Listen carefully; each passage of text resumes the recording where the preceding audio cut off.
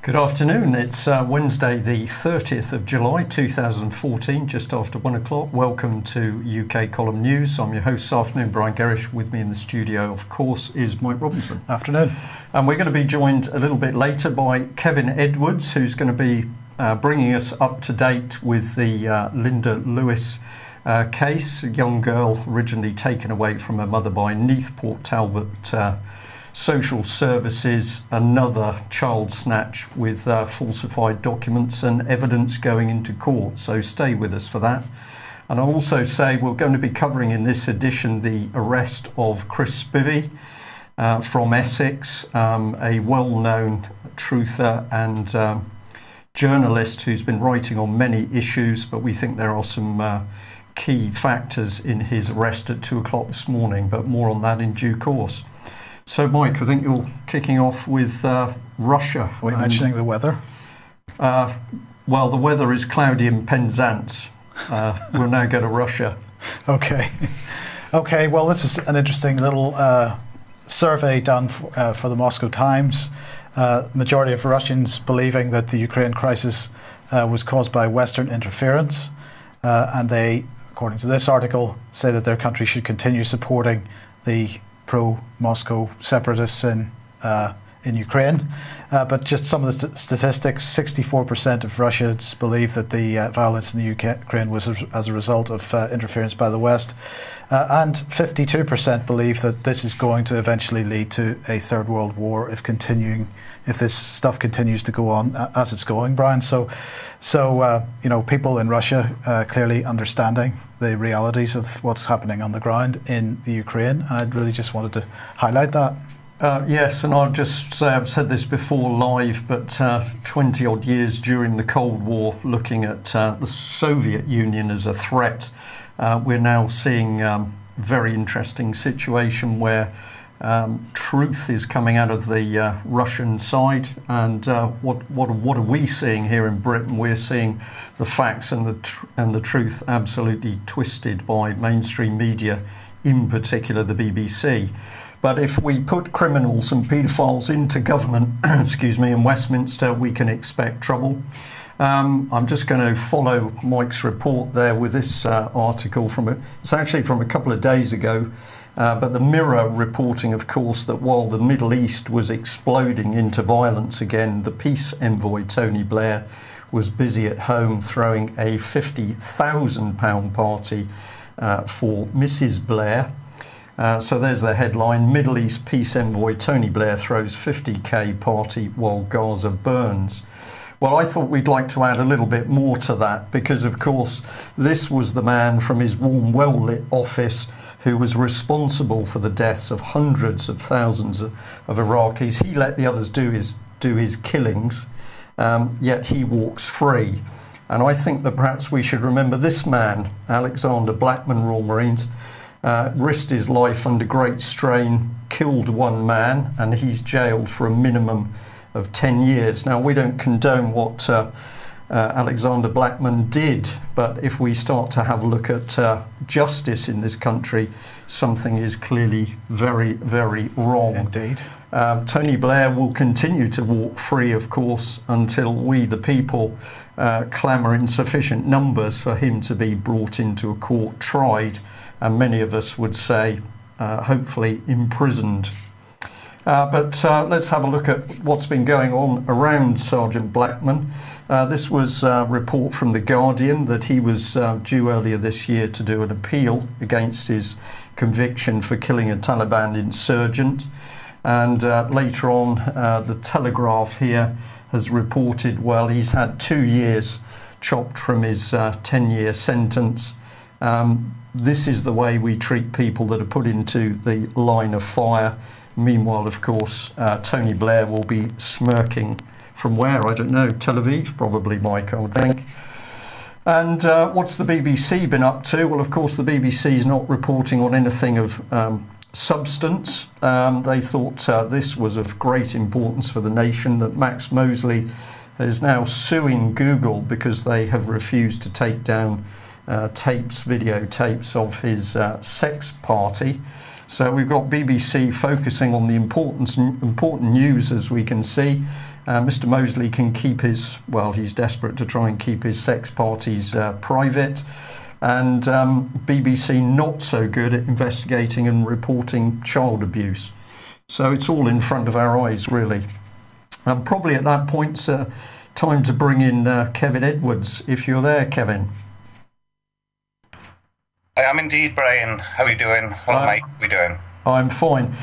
Thank you for joining us. You're there in South Wales. You've been campaigning for many years now alongside Linda Lewis, of course, the mother who lost her daughter due to unlawful action by Neath Port Talbot Council.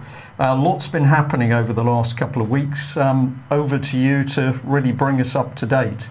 Yeah, there's a lot going on. A lot of us down here in South Wales, Brian, are banging our heads together and sort of meeting up and trying to look for answers and solutions to the massive problem that we've got with social services throughout the country. Yesterday, I went up to a small village about 10 miles north of Port Talbot called Glencorrwg with a colleague of mine called Myrion Bowen, where we had a meeting with 5 people who have all lost children through social services. Now, the 5 people there, Brian, had actually lost 10 children and grandchildren between them. So we had a really, really constructive meeting in this village because the whole village is up in arms because not so long ago, unbeknown to the people who live there, a paedophile was placed into the village just down the road from the local primary school. And of course, nobody knew anything at all about it until this paedophile got hold of a young boy and dragged him into his garage and interfered with him. Now, this has caused a massive uproar in that area. People are not very happy at all. Now, this guy's been removed from the village, but we're led to believe that he's only been moved to the next village a couple of miles down the road. So there is a lot of anger with the people up there, and I've been corresponding by email and phone with a lady who runs a very successful business up there. And we literally held a meeting yesterday, Myrion and myself, with 5 people to discuss looking at solutions and the way forward to stop the criminal Satanists from social service from even getting to your door as far as taking your children go. Right. Just give me the statistic about the number of children taken from that one small village. Well, the population of the village, it's quite a small, old mining village, a very close-knit community. 15 children have been removed from there within the last few months, we believe, to a year. And the 5 people that were there have had 10 children or grandchildren removed with them for no reason whatsoever over the last few months. Right. So those the people you met with, were they surprised to find out that there were individuals like yourself and Myrion who know what's going on in South Wales? Well, not really surprised so much, Brian, because you know how the Linda Lewis case is growing, not just in South Wales but worldwide. The support we've got and the support base that we've got now is literally massive. We're well into, I would say, 5 figures now as far as people who do things. People are setting up Twitter accounts regarding the Linda Lewis case. It's all over Facebook. We have regular meetings, etc., with members of the group in Port Talbot. And it's because of the Linda Lewis case that the whole, social services in that area are now coming very much indeed under the microscope. You know, what was discussed there as well, we found out, and it was one of the ladies that told me, and this has actually been confirmed by one of my contacts, that one of the senior Neath Port Talbot social workers is now being investigated for falsifying fraudulent evidence, and also, believe it or not, for biting somebody. So it's pretty obvious that there's something seriously wrong still with Neath Port Talbot social services, as it's the only social service of the 22 authorities in Wales that does not have the freedom to operate on its own. And it's still being supervised and scrutinised by the Welsh Assembly Government. Right, so the organisation clearly failing. It's very interesting that you're reporting the falsified evidence used against parents. This is a common theme right the way across the country. We've got some cases going on here in Plymouth at the moment where the parents are saying that social services are simply twisting facts, they're lying in reports, but everything is designed to take the children. Are you making progress through the Welsh Assembly? What's happening with senior people in the Welsh Assembly over the Linda Lewis affair? We sent off new evidence to Carwyn Jones, the First Minister of Wales, a chap called Derek Jones, who's the business manager of Wales. We made sure Carwyn Jones had it because it was registered as well to his home address in Bridgend. Now, they've had the information, they've had the new evidence, they've had absolutely conclusive proof that the former Welsh Inspector of Social Services, David Johnson, fabricated a lie saying that Linda was going to kill herself and her daughter in a suicide pact in 1998. Now, obviously, this has been kept from Linda, but it was put into court without her or a barrister's knowledge. So the report that was made by the Guardian ad litem was acted on by the judge, but Linda or her barrister had absolutely no idea that this was done. So basically, the Welsh Assembly government withheld evidence from Linda, which stopped her having a fair trial. Now, the Guardian ad litem's report has only come to light in the last few months.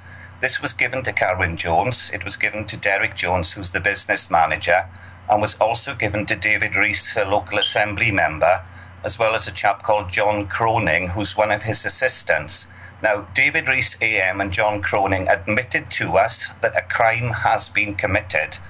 Now, yesterday we got a letter back from the Welsh Assembly business manager stating that if we have any complaints, we should go and contact Neath Port Talbot Council Complaints Department. You honestly couldn't make this up, Brian. I'll be putting an article up with this letter lately. It's doing the rounds in Port Talbot at the moment by email. And if I can say something to you, people down here now are furious. We've got the Welsh Assembly government, and I'm going to say this is a Labour Party cover-up. In the Welsh Assembly government, it's the old boys network protecting themselves. They also suggested that we go to the Ombudsman, and that if there is evidence of a criminal act being committed by the Welsh Assembly government, that we go to the police. Now, the funny thing is, we have 2 ex-police officers as part of Linda's team who give some good advice, 2 really solid guys. And they have told us, whatever you do, don't go to the police. Because the Welsh Assembly government want you to go to the police so the police can bury it or come back and say, not proven, no evidence. Now, we've known this for quite a while, but it's the pattern that these criminals up in Welsh Assembly government are using to try and get this covered up. It's out of the bag. It's completely and utterly out of the bag. We have a letter from Linda's barrister stating that the claims made by the senior member of the Welsh Assembly government is libelous and slanderous, and she had never had sight of it during the court case. Now, of course, it's no coincidence that they never had one shred of evidence against Linda until 2 weeks before the final court case, when this miraculous letter seemed to surface from David Johnson. So there is a lot of anger, Brian, at the moment. A lot of people are laughing, and I actually find it quite hysterical, because we have these criminals banged to right. There's absolutely no doubt about it anymore. Well, I'll just add into that, Kevin, that it's becoming more and more clear, of course, in the Nottingham area over the Melanie Shaw case, which we'll mention a little bit more in a moment, but that the police absolutely not doing their job. So we have the case of a young lady who suffered horrific abuse as a child with her family. She then goes into the care of Beechwood Children's Home in Nottinghamshire, where she is raped and suffered further abuse. And are the police comforting and helping her and investigating to bring the abusers to trial? Well, no. They've worked with the Crown Prosecution Service to put this young lady in prison, and I think we're going to be showing some astonishing things in a moment. Well, sorry, Brian, the funny thing about this is last week Linda and myself, along with her dad and a couple of supporters, went up to the Royal Courts of Justice, Queen's Bench in London, and we're now starting criminal prosecutions against several people, and it's all literally well down the line. Now, there's 2 points I'm going to raise on that. We put the documents in, the commercial liens that many people are now issuing against, these criminals, etc., and everybody said it's a bit of a black area, etc. Well, I'm happy to announce that if you do go down the line of a criminal prosecution through the Queen's Bench, commercial liens will be accepted as evidence. They're not this mystery document anymore. They're allowed to go in. And the fact that we had this documentation and the lovely girl in the Queen's Bench office wasn't quite sure what it was, she directed us to one of the masters. And the master said about it, and we had a good chat with him, and we did learn a lot, that we can actually put criminal evidence now into the Queen's Bench, etc., etc. And Linda said to him, he said, do you think I should go to the police with this? Now, I believe a master is actually a sitting judge who serves on panels. And the master actually turned around to Linda and he said, no, whatever you do, don't go to the police. They're a waste of time. and that was somebody coming from the Royal Courts of Justice. So I'm afraid the police are as much use as a concrete parachute as far as investigating criminal activity at the moment. Okay, well, of course, if we look at the good side here, because I know a lot of people are pushing more and more, what can we do about it? The exposure is 90% of the battle. Once we can see the problem, we can deal with it. But we know that serving police officers, men and women at the moment, are also now starting to see through their own organisations, and we certainly know that many of them are deeply unhappy at the fact that the stealing of children by the state and the abuse of children is being covered up by their own senior officers. I'll just bring this up on screen for you, Kevin. This was the report in the South Wales Evening Post about the roundup of 660 paedophiles. But in South Wales, am I correct in saying that a foster carer and a scout leader were amongst the 51 arrested? Yes, they were, but most importantly, Brian, for this area, as far as children's services go, was a senior social work manager was also one of those arrested. Okay, and what are the implications of that? Has there been any response from the local authorities? Well, nothing at all from the local authorities, but it was sort of brought up in the meeting that we had yesterday with these people, I think, in Corrug. Yeah. As I've said, Brian, a lot of us basically meet up and bang our heads together, and we've looked at different aspects of preventing social services even getting to the door of vulnerable parents with children. And I actually think that we might have now actually come up with a solution to it. After much gnashing of teeth and a lot of thought, Guy Taylor's been involved and quite a lot of other good people down here in South Wales. Now, I did a Freedom of Information Act request, a couple of weeks back to Neath Talbot Council, and they refused to reply until I put some pressure on them. But it's worth noting that as of the 26th of June 2014, in Neath Talbot itself, which is not really a large area, there are currently 227 children on the Child Protection Register. So if you think of that, about £42,000 a child for forced adoption, you're looking at about £1 million worth of assets out there ready to be stolen. Yeah, as somebody said in the chat room, we're talking about the corporate child, so children simply regarded as the property of the state. That's an issue which we're going to cover more in the future. But we can see the pattern here that the state is using agents of the states, be it the police or local authorities or social services themselves, to take children. Just as a last comment on this subject, Kevin, what would you like to see people doing? We know that more people are getting active. What would you like to see people doing to help sort this out? Well, we need to get together as communities, Brian, and if you can give me just literally 1 minute to sort of run through very, very briefly the solution that we've come up with. I know for a fact that you've got a couple of dozen new customers to this programme today as a result of the meeting yesterday. I spoke to you last night about 5 o'clock, 5:10, as to what had happened with the meeting. 10 minutes after I put the phone down to you, there's another 3 people already want to meet up with us. So if we can keep spreading the message that we've got, we might not be meeting in little living rooms anymore. We'll need to hire rugby clubs. And I think that's the way it's going to go. But the solution that we seem to have come up with is to stop social services even attempting to get your child.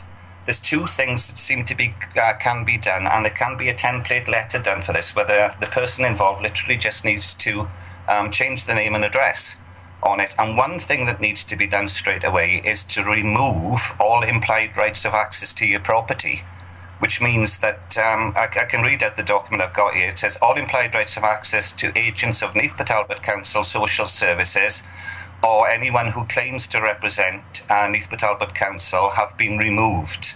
And then you can quote court precedents, which is Lord Justice Donaldson versus Lambert Roberts. Anyone ignoring this notice willingly accepts that they will be personally liable for the sum of £10,000 sterling. Further criminal harassment and trespass may be reported to the police as a result of video evidence or sworn affidavit. Now, that is you actually removing your implied right of access to your property to social services. Now, of course, the other thing that social services are doing with all the new acts and statutes that's coming out of Parliament, and again, the legislation, they're not law, they're acts and statutes that can only be governed by your consent. We're looking at putting out a template letter that will go around the houses where the parent, who is the legal guardian and lawful guardian of the child, who speaks on behalf of the child, withdraws all consent, will not contract with anybody from social services or anybody from the local authority based on any act or statute, which basically means you give no consent for them to come to see you. Now, when this template letter is, these two template letters are done, obviously just stick them on your front door so they're fully visible. But what needs to be done, and this has merit because the couple of police officers have told us this, these letters need to be sent off when you've signed them and done them, 1 to the chief of police in your area, 2 to the head of legal services at the local authority, and the head of social services, and that is giving them advanced warning that you will not be entertaining under any circumstances and will not be contracting with any social services department, and you have removed the implied right of access to your property, i.e. that means it's a no-go area. Now, the fact I think we're on to something really big here is one of the ex-sergeants I spoke to about it, and I run the idea through it, and Guy thinks it's got a lot of merit as well. Probably not perfect, but it's a hell of a good start. He said to me, the police are going to love you, Kev, for that, because 99.9% of police officers who are forced to go along with social services and witness the criminality that they do when they remove children don't want to be there. They don't want to be involved in this. They know a child is being dealt with for cash. As soon as a child is removed from a parent, it becomes a financial asset. As soon as it goes into a social worker's car, she claims for petrol. It becomes a monetary unit, and of course the police cannot operate in civil law.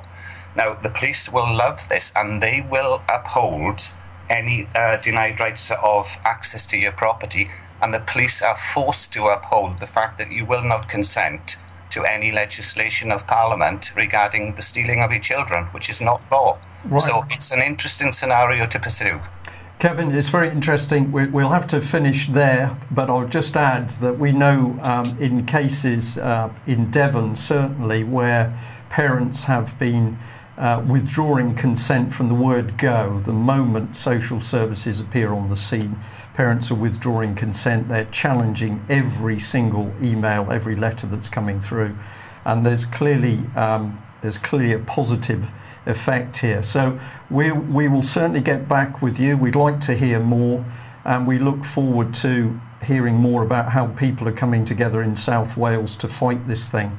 I'll just end by saying on that matter that for anybody who's new to the Linda Lewis case, of course, Linda's daughter, who was terribly ill at the time, had gone to America for a medical opinion in a Florida hospital, was taken at gunpoint by American police with false paperwork by Neath Port Talbot Social Services. It's one of the most outrageous cases we've ever dealt with, and mother and daughter still not reunited. Okay, Kevin, you're going to stay with us. You're very welcome to. I'll stay with you, Brian. I'm sorry to interrupt, but if I could just make one quick announcement, and Myron Bowen's told this about me very much. A lot of people from South Wales have been attending the Coventry Common Law Court training courts, and I haven't been there, but I'm delighted to announce that in South Wales now we have sheriffs and peace officers appointed under common law, ready to go and start citizens' arrest. And hopefully in the not too distant future, South Wales will have its own common law court. Brilliant. Okay, thank you very much, Kevin. Okay, thanks again. Well, we'll move on, but continuing the theme, this is an extraordinary article from Exaro, and I'm going to encourage people to go onto the Exaro website and have a look at this. But they've produced an article saying that they finally forced the Crown Prosecution Service to disclose damning police reports on Cyril Smith. They've had to fight for 16 months to get the Crown Prosecution Service to release this information. And of course, why was the Crown Prosecution Service squirming? Well, the damning report really said it all. In a searing conclusion on Smith, the detective superintendent who oversaw the investigation wrote, "It seems impossible to excuse his conduct over a considerable period of time.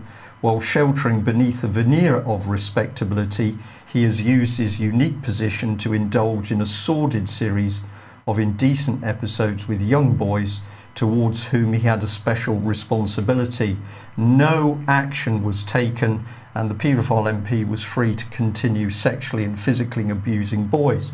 So here is the Crown Prosecution Service protecting a prolific paedophile, and also not only stalling Exaro, they actually, when they finally released the information, they made sure that Exaro received their report last, even though Exaro had been doing the early upfront work on this, on the trail of this documentation.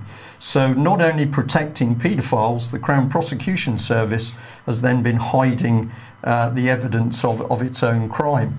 Well, let's have a look at the lady concerned. This is Alison Saunders. We mentioned her yesterday, Director of Public Prosecutions.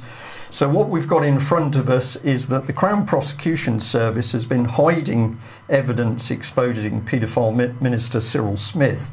But at the same time, the CPS has facilitated the imprisonment of abuse victim Melanie Shaw by accepting a Nottingham police prosecution with no substantive evidence produced in court. So when there's evidence of paedophiles, the Crown Prosecution doesn't want to produce it in front of the public.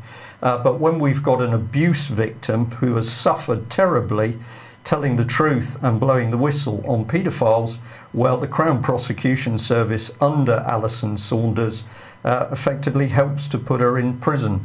The evidence is in front of our eyes that the agents of the state, of the government in Westminster, are there to protect paedophiles, and they are there to make sure that people who speak out on paedophiles, such as Robert Green, are the ones that go to prison. And here we are on the 69th day of house arrest for Robert Green.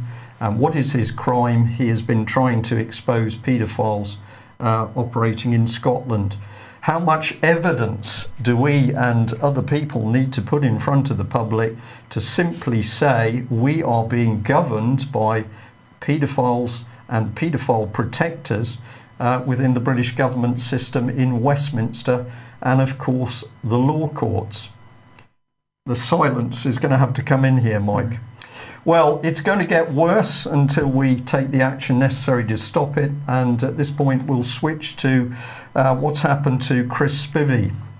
And here he is. This is a shot from his website.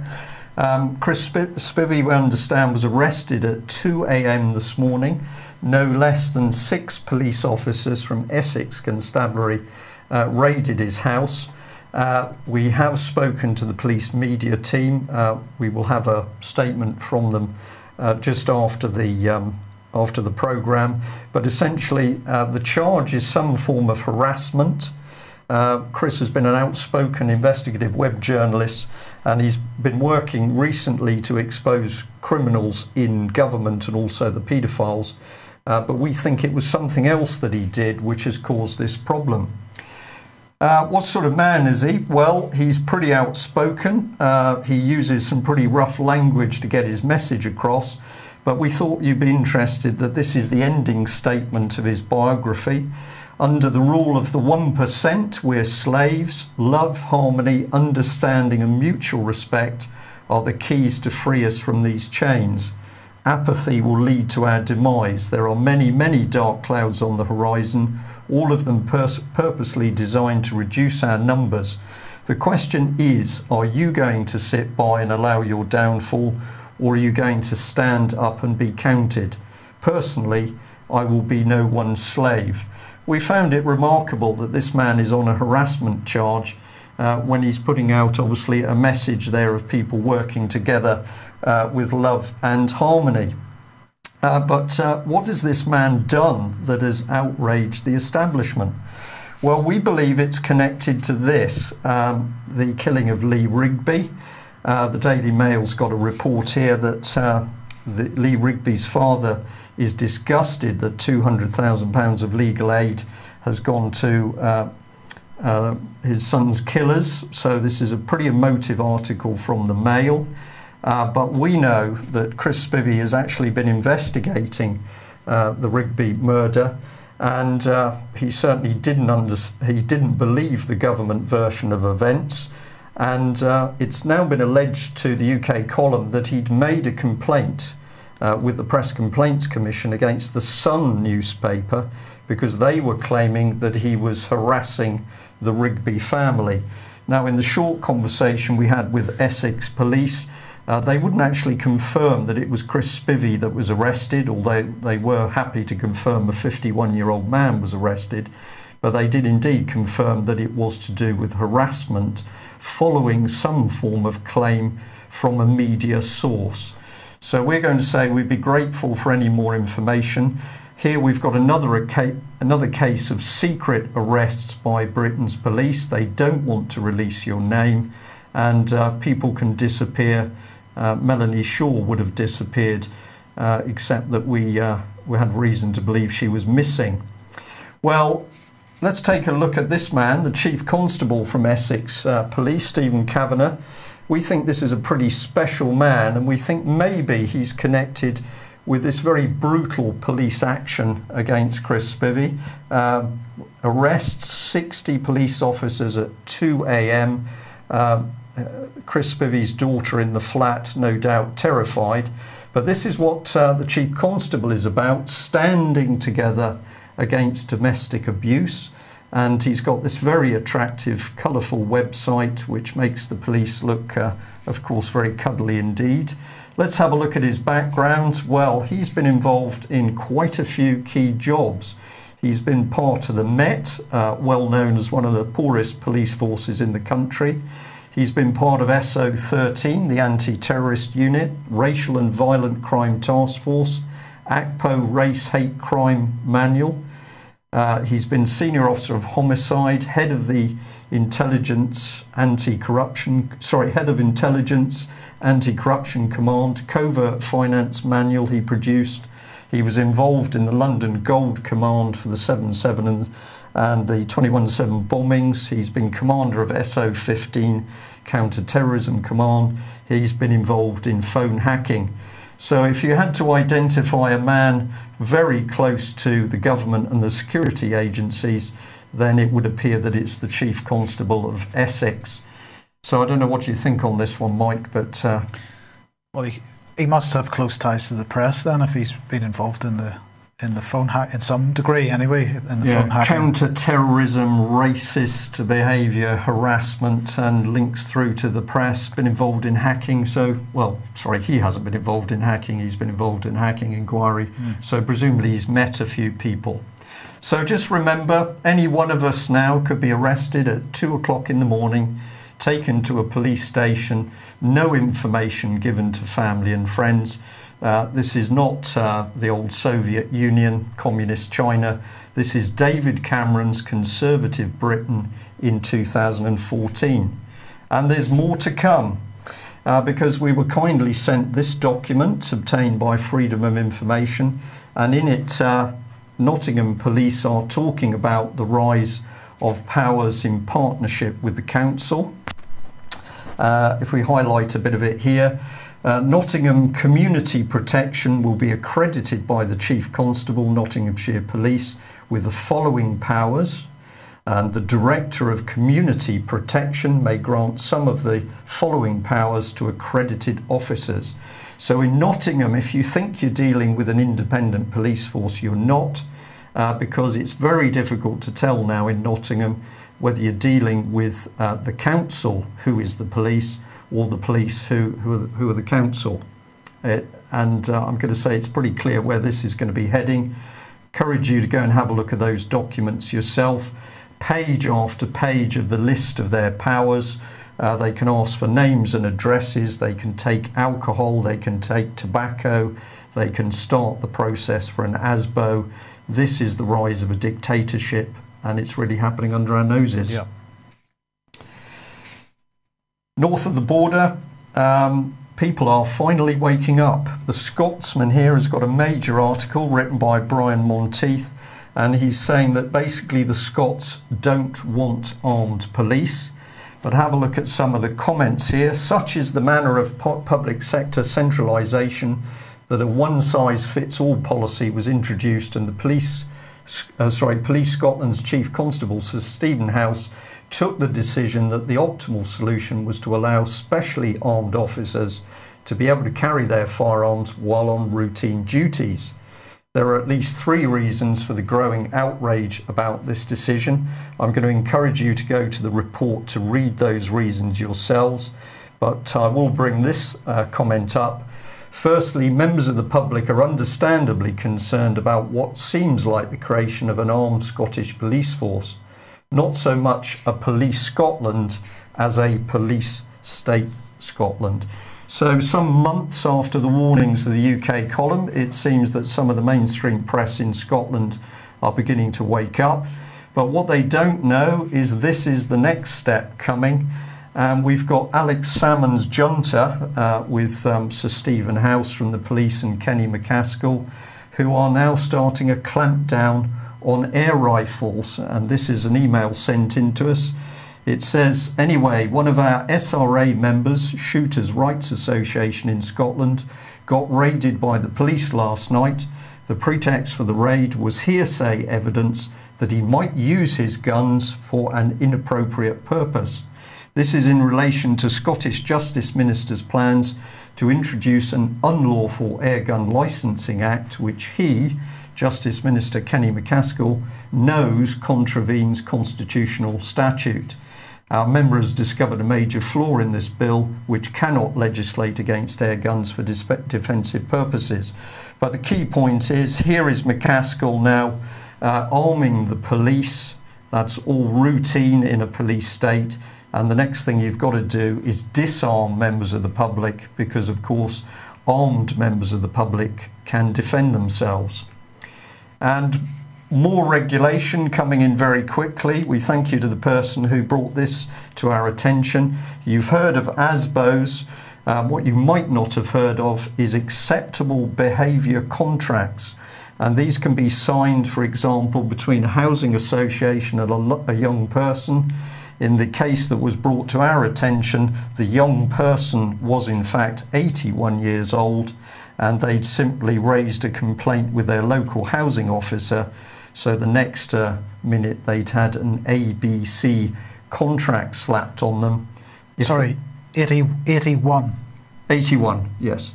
Yeah, clearly a violent elderly lady, but the local authority so worried about what she might do that they've enforced an ABC on her. And if she breaches the ABC, well, then she's going to get an ASBO. And if she breaches the ASBO, she will probably be thrown out of our home. So, welcome to David Cameron's Britain.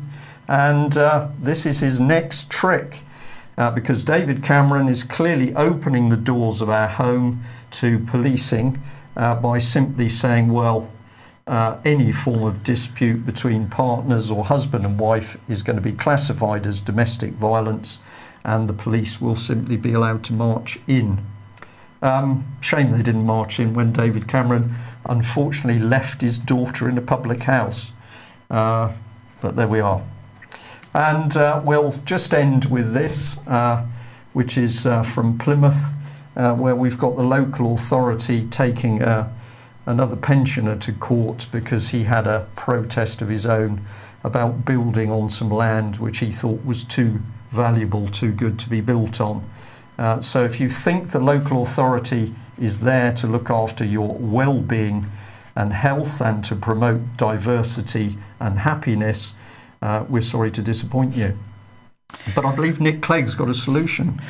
Well, indeed. I mean, this is a disgraceful article in Lib Dem Voice today. I suggest everybody goes and has a look at it. It's an opinion piece on the European Convention on Human Rights that it is a British Bill of Rights.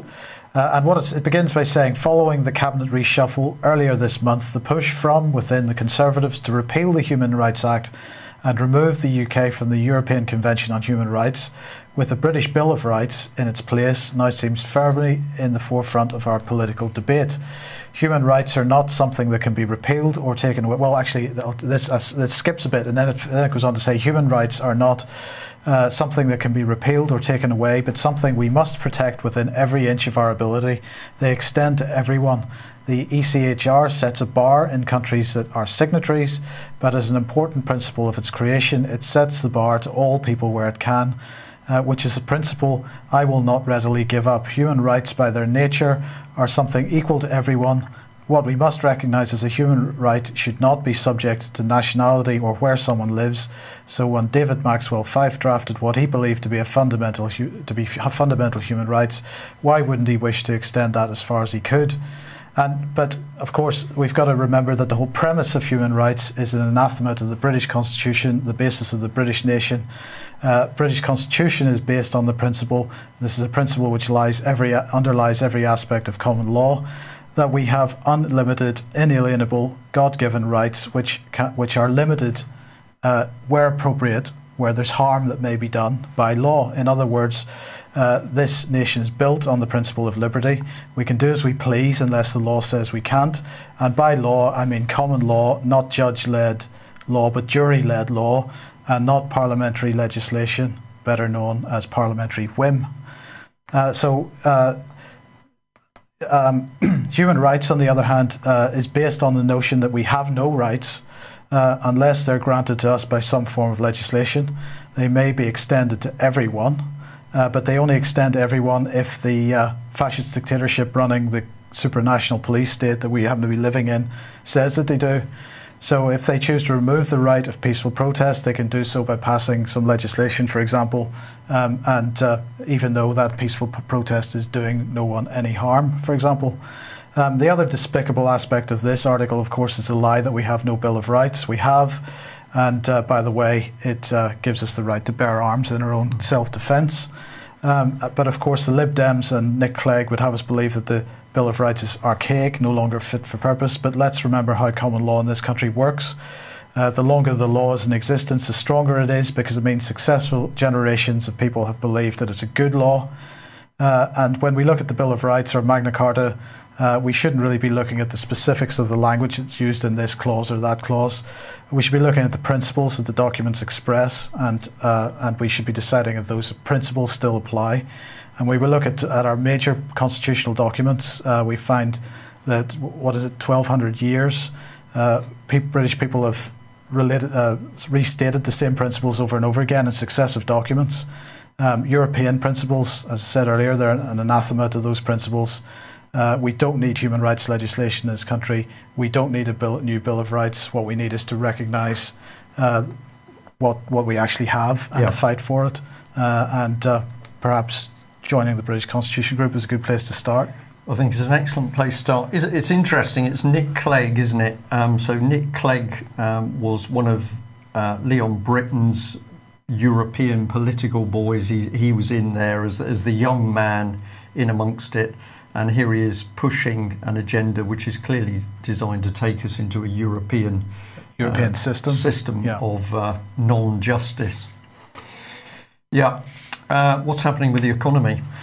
Right. Well, the Wall Street Journal here is highlighting that electricity consumption in the United States has not recovered since the 2007-2008 crash, despite, they say, the rise in number of gadgets sold. Right, so what a laugh. as if the rise in the number of gadgets sold is going to compensate for the collapse in production and the associated switch off of industrial machine tools, because, you know, they're almost implying that the power requirement of an iPhone is something about the same as a milling machine. Seems to be what they're suggesting. But the Wall Street Journal absolutely lies in their article. They say executives have had to abandon, this is a quote, executives have had to abandon their century-old assumption that the use of electricity tracks overall economic conditions. And I have to say, Wall Street Journal, that's exactly what it is doing, because they are peddling the lie that GDP and other fiddle figures are measures of the economy. But I thought it would be worthwhile just to have a look at the situation in the UK. So here we are. This is UK electricity consumption since 1990 overall. So this is for all consumption, domestic and business consumption. And we can see that even before the financial crash of 2008, electricity consumption in this country was rapidly falling. Well, you can see that from 1990 up until about 2005, consumption grew steadily, and since 2006, it collapsed.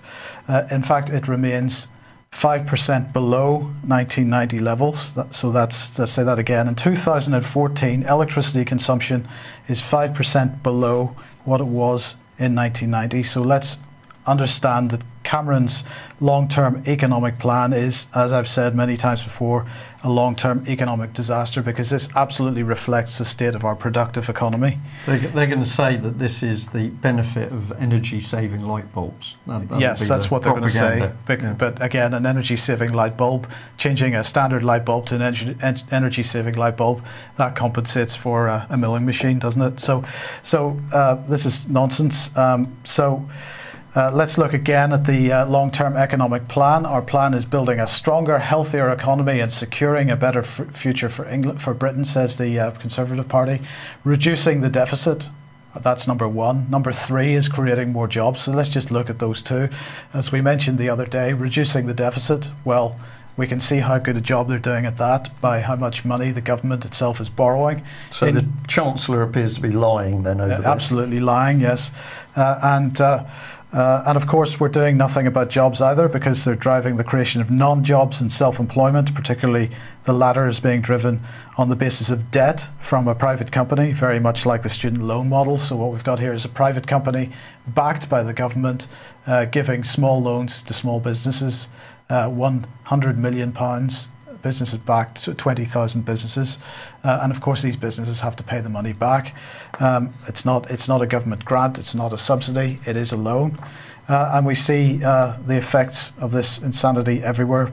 Productivity falling, low quality jobs like shelf stacking and coffee serving, falling standards of living, and parents unable to get rid of their children at an appropriate time.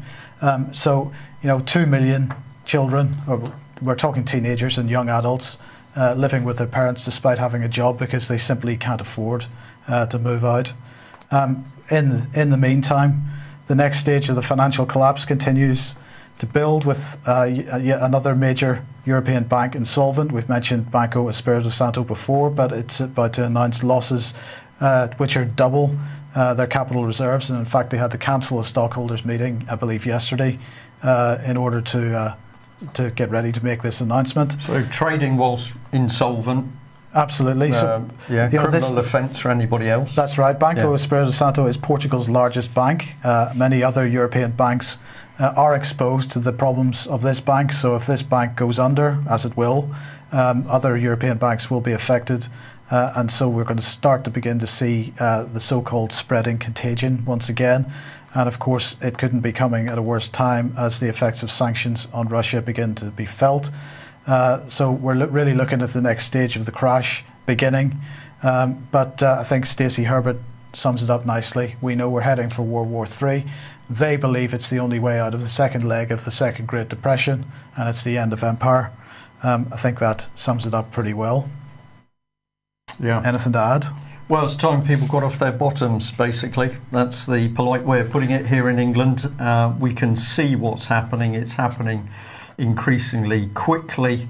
And to stop this, we need millions of people to wake up and start to withdraw their consent from the idiots that we've got running the country. Well, you're absolutely right. It's not too late, still not too late to fix this. And so everybody that's watching this really needs to start hollering the mantra of Glass-Steagall and the Bradbury Pound. That's really what we got to do. And they've got to be looking at the right action for the next election, which cannot be to vote for any of the mainstream political parties. We'll let you think about that. Right. Well, we're going to end on Barry Soetoro because yesterday he was meeting the Washington Fellowship for Young African Leaders. Now, a few weeks ago, we played out a video clip of Thomas Sankara, the ex-president of Burkina Faso, discussing debt levels in Africa. And we're going to show that video immediately after this program. So if you want to see that again, please hang on after this program. Obama was asked about African debt by a delegate at this meeting. The delegate said, Africa is losing her people to starvation and diseases which are otherwise curable. And this is largely because our governments are establishing very huge debts to the G8 countries. As a global leader of the family of nations, when will the US lead the other G8 countries in forgiving Africa these debts so that our governments can be in a position to deliver and provide essential services like social, healthcare and the infrastructure development services to our people? So Obama responded, I'm paraphrasing this, I'm taking out a few bits, so if you want to go back to the White House and see the whole comment here, but I don't think I've taken it out of context at all, so anybody wants to take me up on that can do.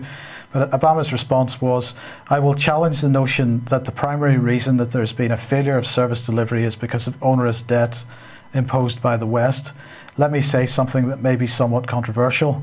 There is no doubt that dating back to the colonial era, you can trace many of the problems that have plagued the continent to that debt, but do not think that that is the main impediment at this point as to why we've not seen greater progress in these countries, because there's enough resources there in country, even if the debts are being serviced, to do better than we're doing in many cases. So what Obama basically is saying here is that African nations should stop complaining and get on with servicing the debt, which is in many cases destroying. Well, it's destroying them, but in many cases it's really been fraudulent debt in many ways. So pretty despicable from that particular president, I would have thought. Totally despicable. Well, I'm just going to say to end the programme that we have heard scurrilous allegations that people are still watching the BBC. We're going to say we were very impressed when Guy Taylor told the local BBC reporter at the Nottingham eviction, non-eviction, that the BBC simply weren't worth communicating with because they didn't tell the truth and there was too much propaganda. So if you know any of your friends who are still making the mistake of watching and believing the BBC, perhaps you could put them straight. You can have a laugh doing it, which makes it good fun. We will be producing a statement about Melanie Shaw on the website later on this afternoon. A lot of people are asking what exactly is happening with her at the moment. So the answer to that is watch UK Column website and a report will be posted. Please keep writing to her if you are writing. If you haven't, perhaps you would. And also, please do not forget that Robert Greene may be at home, but this poor man is literally trapped in his house waiting for a court case, possibly in January 2015. He doesn't know the charges against him. He's been in prison twice with no proper court procedure. What is his crime? Trying to protect children from abuse. It's pretty obvious what the problem is in the country. We need to deal with it. We can't leave it to other people. So let's get going. This thing can be stopped, but we need enough people out of that comfortable chair. Are we able to say something about the programme tomorrow? What would you like to say? Whether there is one or not, for example? Well, we'll say that it's possible that we may have to, the UK Column team may have to travel tomorrow. So unfortunately, if that is the case, there will not be a live programme tomorrow, but we would be reporting on what we've been up to on Friday. So stay posted. Hopefully we will be reporting as normal tomorrow, but possibility will be away. Okay, thank you all very much for your support. A big thank you to people who are donating to us. Without your support, we couldn't do what we're doing. If you haven't taken a subscription for the paper, perhaps you'd consider it. Thanks very much. See you tomorrow, hopefully. Yeah. Bye-bye. Bye-bye.